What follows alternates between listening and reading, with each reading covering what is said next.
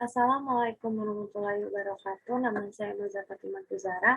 Saya akan menjelaskan tentang tokoh psikologi strukturalisme yang bernama Franz Brentano.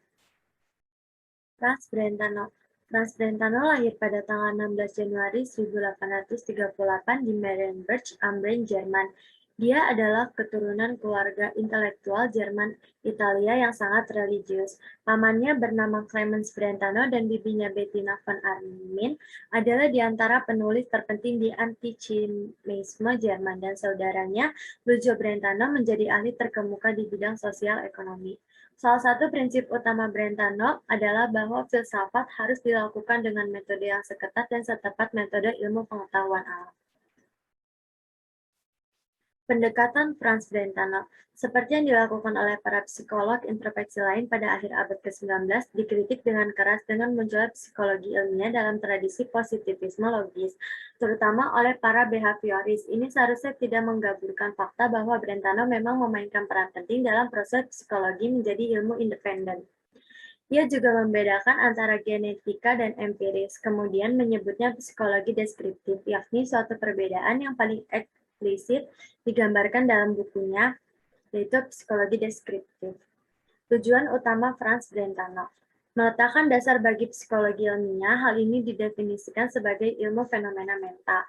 Dia memberikan karakterisasi fenomena mental yang lebih rinci. Dia mengusulkan dua kriteria untuk membedakan mental dari fenomena fisik. Yang paling penting adalah yang pertama, fenomena mental adalah objek eksklusif persepsi batin. Yang kedua, mereka selalu muncul sebagai satu kesatuan. Yang ketiga, mereka selalu diarahkan dengan sengaja menuju suatu objek. Menurut Brentano, yang pertama dari dua bentuk persepsi ini memberikan bukti yang tidak salah untuk apa yang benar.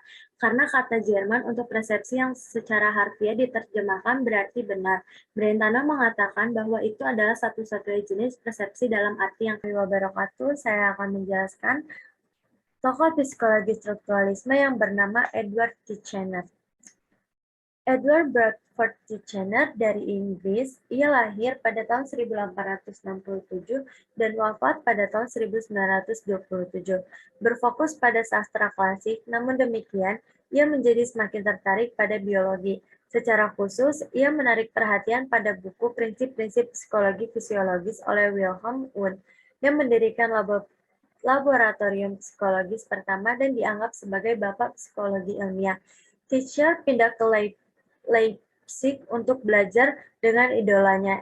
Tahun 1890, dibimbing oleh Wundt, Titchener menerbitkan tesis doktoralnya di mana ia menganalisis visi binokular atau stereoskopik, fenomena di mana gambar yang diambil oleh dua mata diproses bersama.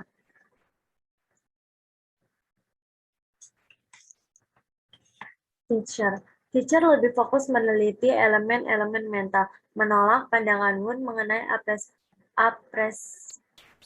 Tugas utama psikologi yang pertama mereduksi pengalaman kesadaran manusia, yang kedua menentukan hukum yang berlaku untuk elemen tersebut, yang ketiga menghubungkan elemen tersebut dengan kondisi fisiologisnya. Dalam meneliti pengamatan kesadaran, Titchener mengingatkan agar tidak melakukan stimulus error yang membingungkan proses mental dengan objek yang diminati. Melaporkan suatu objek hanya berdasarkan apa yang mereka tahu melalui pengalaman, tidak melaporkan image atau afeksi dari objek ketika individu melakukan introspeksi. Kesadaran menurut Titchener, penggabungan atau penjumlahan pengalaman individu pada waktu tertentu. Pikiran penggabungan dari keseluruhan pengalaman yang terkumpul sepanjang hidup.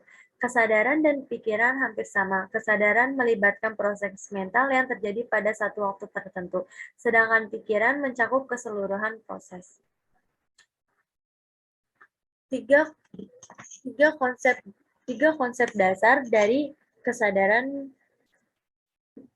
Yang pertama ada sensasi, elemen dasar dari persepsi seperti suara, bau, citra, pengalaman yang ditimbulkan dari objek fisik di lingkungan. Yang kedua ada image, elemen dari ide diperoleh melalui pengalaman yang tidak terjadi pada saat itu. Yang ketiga ada afeksi, elemen emosi didapatkan melalui pengalaman seperti cinta, benci, dan sedih. Atribut elemen mental yang memungkinkan kita dapat membedakannya.